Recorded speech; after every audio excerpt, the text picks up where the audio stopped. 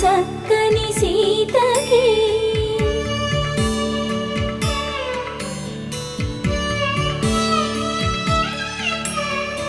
ఎర్ర జాబిలి చేయి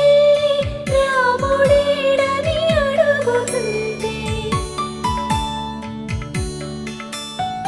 చూడలేదని పెదవి చెప్పే చెప్పలేమని కనులు చెప్పే నల్ల పూసైన